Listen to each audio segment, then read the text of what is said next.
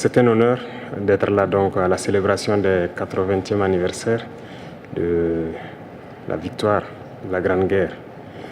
Et je tenais donc à vous féliciter et vous remercier donc pour cette invitation qui est un symbole pour nous.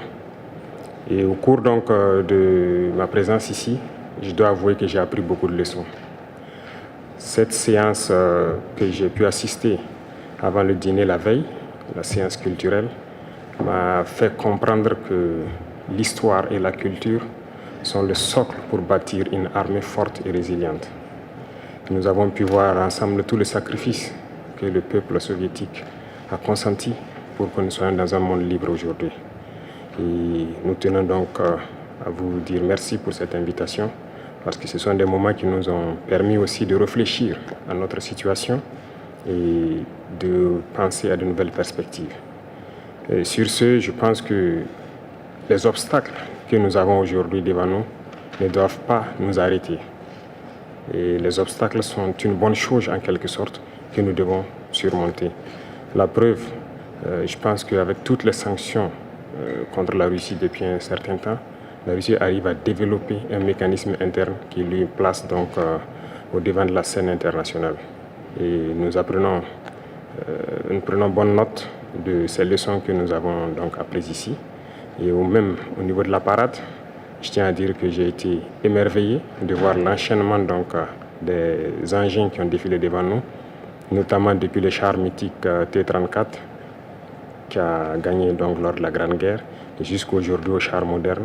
Combien donc l'armée russe s'est modernisée, combien la technologie donc a participé à renforcer cette armée.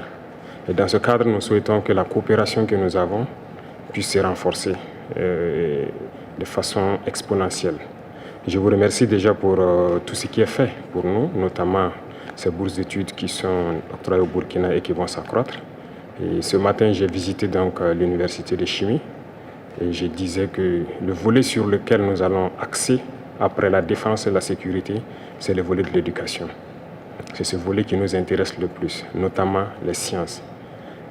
Il faut que la Russie puisse nous aider à former notre jeunesse, notamment dans le domaine des sciences, pour que nous puissions développer chez nous la machinerie, en gros. Que ce soit la machinerie qui va avec l'armée ou la machinerie qui va avec l'industrie.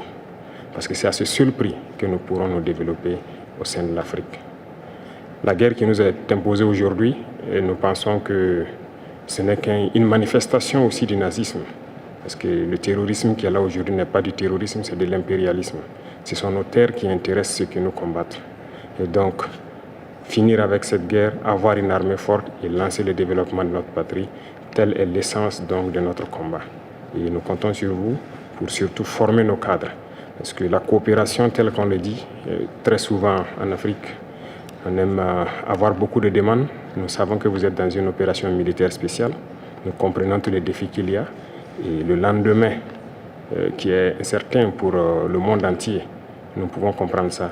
Donc nous ne serons pas là peut-être à demander beaucoup de choses, à demander de l'aide ou quoi que ce soit. Mais l'aide que vous pouvez nous octroyer, c'est surtout ce transfert de connaissances que nous voulons. Et donc nous souhaitons avoir plus de bourses et voir dans quelle perspective nous pouvons nous-mêmes donner des bourses à nos étudiants pour étudier ici.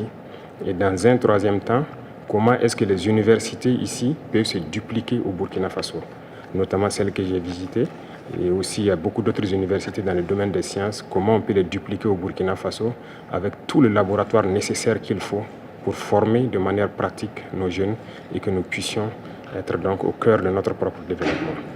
Donc c'est la demande essentielle que nous avons actuellement dans le contexte que nous vivons pour pouvoir transformer tout ce que nous avons sur place, produire beaucoup de choses nous-mêmes et que le Burkina Faso soit un hub où beaucoup de jeunes Africains vont venir et apprendre aussi la science.